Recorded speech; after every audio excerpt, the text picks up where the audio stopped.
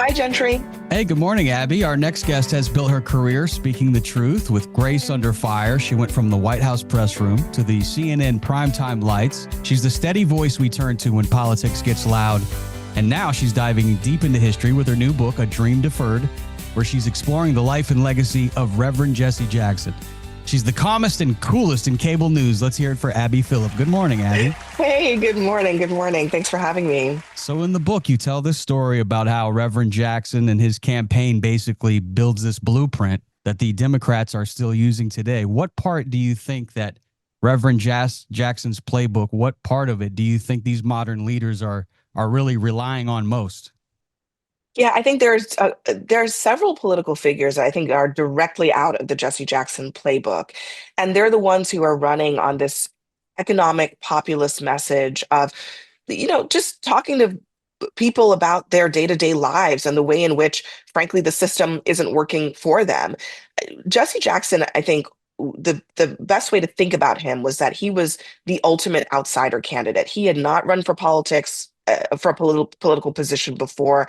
He was somebody that everybody discounted, and he came in second place in the 1988 primary. And so the outsider coming in to disrupt the system on behalf of regular Americans, that's a theme that we're seeing in a lot of politicians, like the Bernie Sanders of the world, like AOC and Zohran Mamdani, who I think now have kind of, they've joined forces now in this New York City mayoral race. But those are the themes that I think he really focused on. But also, when you look at the Democratic Party today, it's a diverse, multiracial, multi-ethnic, it's all the different people.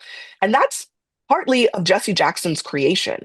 He went out there and registered all those voters and brought them into the Democratic Party. And that is one of the reasons that the Democratic Party looks the way that it looks today. One thing I always respected about Reverend Jackson is even though he saw segregation firsthand, he couldn't even swim in the same pools as the white kids. To me, he never became bitter. I mean, do you think he turned that anger into positive energy instead of the hate? And how can that be taught more? It's such a good point that, I mean, he was always somebody who was talking to the people that other people didn't want to talk to. He went into the Deep South. He went back to Selma when he was running for president and met with a political elected leader down there who had been one of the state troopers beating civil rights activists. And he talked to him and gave speeches in the Alabama State House and was always talking to the people who maybe 10 years ago would have thought of him as less than human. And I think that is a theme in his campaign, was that he went to the places that people would have told him he was unwelcome. He spoke at Farm Aid, the big concert that was there to raise money for American farmers. He was in Missouri and rural Iowa. He always went to the places where even other Democrats wouldn't go. And I think that is something that people don't know very much about Jesse Jackson. I think they definitely think of him as somebody who only spoke for and to Black people. But in those campaigns, that's not really what happened. He spent a lot of time talking to every type of American that you could possibly imagine. And he really wasn't the establishment's pick either. He kind of had to Not at make all. the establishment adjust. Do you find any similarities at all with President Trump in the way outsiders? He's kind of an outsider, and he forced his way into the party. Is there a similarity there with Reverend Jackson and Trump? Very much so in my mind. I mean, and don't get me wrong, politically, they have nothing in common.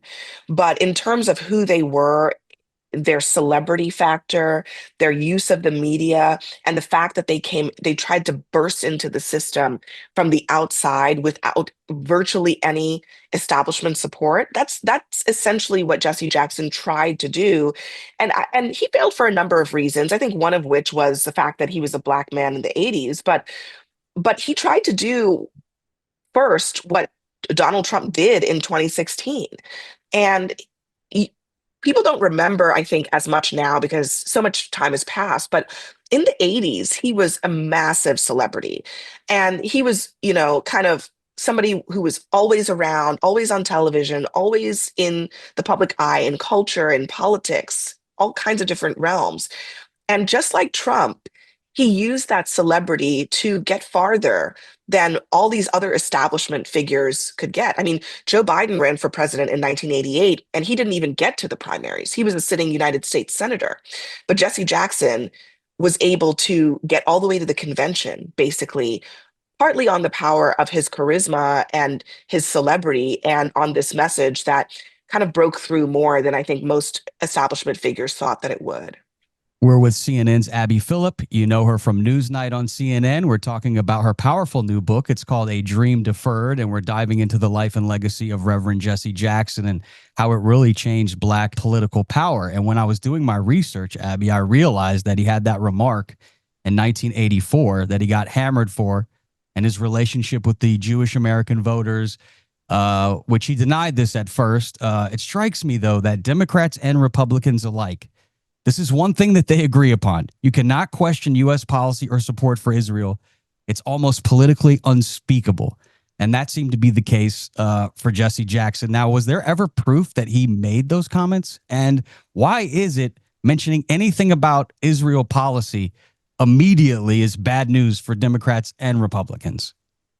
Well, I think that there are two aspects of this. And the first is that eventually acknowledged that he made those comments. It wasn't recorded, but it was said in private, and he thought he was off the record with some reporters, and it ended up being a newspaper. And he eventually apologized for it. And I think that that was a lesson for him in dealing. It was a crisis management kind of situation where his instinct was to say, "I didn't say it," but then he ultimately had to own up to it, and eventually gave a speech, apologizing for it. And I think had he done that earlier and more forcefully, he might have been able to get past it. But separate from that, he was already on thin ice because, to your point, I mean, I think this has always been the third rail in American politics. And it was even more so then than it is now, because back then it was not okay to even really talk about Palestinians. I mean, the US government policy was not to even speak to the Palestinian leaders at the time who were considered terrorists. And because of that, when Jesse Jackson said that we should be seeking a two-state solution back in the 80s, that was not a thing. And it wasn't until later in the 90s and beyond that it became part of US policy. But you just have to remember that that was a different time. And he was a little ahead of his time in that respect. And it did not help him when he was trying to get past this crisis that he faced in terms of the Town remarks. The other thing, though, is that by speaking to this issue, he brought Arab Americans into the political process in a way that they had not been brought into the process before. And that's a legacy that I think still sticks with that community, that so many other politicians didn't want to hear anything from them, even though they were Americans. And Jesse Jackson said to them, you're part of this system too. We want your vote. And I think they remember that very fondly. And I think it's a lasting legacy of his. Well, I'd like to congratulate you on the success of Newsnight. You've already brought new energy to that show. And CNN, to be honest, is very lucky to have you because I've seen the growth over the last couple of years. And it's clear you're building something special at 10 o'clock on CNN with Newsnight. So if you haven't watched it, whether you're Republican or Democrat, this is one thing I appreciate about you is you're giving a voice to all sides. You're the calm, collected voice when it gets heated in the middle. And I think America is craving that right now and hearing a real debate. How important is that to you that both sides get this fair voice on your show? It is very important. I mean, I think that is what we try to do every night. And I know that in this day and age, a lot of people don't really care for debate. They just don't want to hear it. But I am making the case, and we are making the case on Newsnight that it is worth knowing what other people think, that we are living in this country together and we should be talking to each other, not past each other. And we don't always, I mean, honestly, we don't most of the time end with people holding hands and singing Kumbaya. But at least for the first time, for 1 hour at night, people really hear what it sounds like when ideas are challenged, when you hear the other side to a point of view. And I think that is so important for our democracy. And I'm really grateful that we get to do it. And I think that at the end of the day, it might not be for everyone. Maybe you need to, take a break from the back and forth of politics. That's okay. But I also think that just remember that one of the things that makes us a democracy is that we can debate. We're free to do it.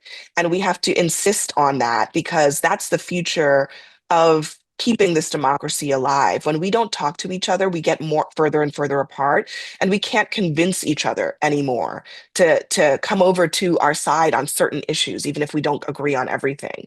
So that's what we do, and I really enjoy it. It's also fun. I mean, it's an interesting show. You never really know what's going to be said. And I think people who come on the show get very surprised by the range of points of view that we have because it's not just Democrat and Republican. We have people who are everything in between, and that makes it really interesting and kind of dynamic. Well, you have a lot of courage, and I hope that you have good security on set because people do get fired up about this stuff. So we're talking with Abby Phillip. She's the host of Newsnight. She's also got a brand new book out, A Dream Deferred. She takes us to the inside of Jesse Jackson's historical presidential run. What's something that most people don't know about Jesse Jackson? Something that's made him human to you? Yeah. I think most people don't think about how much of his life since he was in his early 20s, he was um, at just physical peril. I mean, he came out of a movement where people were getting assassinated left and right. And I think he lived practically his entire life with the fear of not living to be where he is today, 84 years old. And that is such a strange thing to think about, but he has lived this long. And I think that's one of the reasons that it was important to kind of take another look at him and his legacy because so many others of his generation didn't get to live to be 84. And what it's like to spend so much of your life. He only had Secret Service protection when he was running for president, but all the rest of his life, he was just out there with that risk hanging over his head. His family lived with that trauma. And I think that's something that I don't think people give him enough credit for, the willingness to put himself out there in order to do the things that he did. You've studied Jesse Jackson. You've studied many politicians. Jesse, a man who used his microphone to move mountains. You have a powerful microphone, Abby. Every night you're on CNN. Do you ever think about what it would look like if you were the voice on the campaign trail instead of behind the news desk? Have you ever thought of that? Because I I could see you as the next president, Abby. No, I can just tell you that is not my ministry. I do not truly. I mean, came into journalism because I think politicians need people to hold them accountable. I think there are other people who want to do that, but my job is to actually speak for regular people who are kind of just wondering why is everything so screwed up? And why are these people lying so much and why and it's like basic stuff like that and sometimes we have to channel that for them because they can't be in the room to ask the question, and I think that's a really important responsibility. It is in a way just as important as being a political figure. It's a different part of the political system, and I've always known that this is the part that I would prefer to be a part of. I'll save the politics for other people, but I chose to be more of a voice for people rather than being, in politics itself. And I'm really grateful for the job that I have, and I love it. You'll get less gray hair because of it. So that's I don't know, probably or maybe more. I mean, maybe yeah, we'll more, see. Yeah, honestly. especially in your position on Newsnight, it gets. These But last hey, 10 years have been rough. So so when you're not chasing headlines, Abby, what people I know they see you on television, you talk a lot of politics, but I don't know if people really know what are you into. What is your ideal like lazy Sunday for Abby Phillip? yeah, I'm really into baking and cooking, and I love to entertain. I love just sort of, in a way, actually, maybe this is why I love my show that I do right now because it feels a little bit like a dinner party.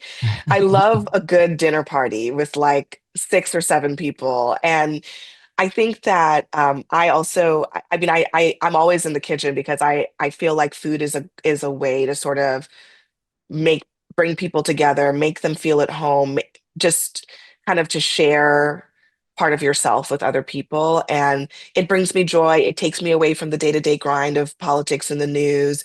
And I bake a lot of sourdough bread when I have the chance. So anytime I have a free day, I that's what I'm doing usually. Well, let's make sure that there's no food fights in the studio there at CNN. Keep the food Well, we're fights. at the Food Network Friday nights, so we break bread together on Friday nights after all the debates happen. Well, thanks for breaking bread with me, Abby. I'm a huge fan. I watch you most every night on Newsnight on CNN, and I'm definitely getting inside this new book called A Dream Deferred that takes us deep inside Jesse Jackson's historical run in the 80s and his presidential campaigns and that movement that really shaped American politics. So great job by you. So much heart, so much faith and perspective on today's show. And God bless you, Abby. We'll keep watching you on television. Thank you. Thank you so much, Gentry. Nice talking to you. Download it wherever you get your podcasts.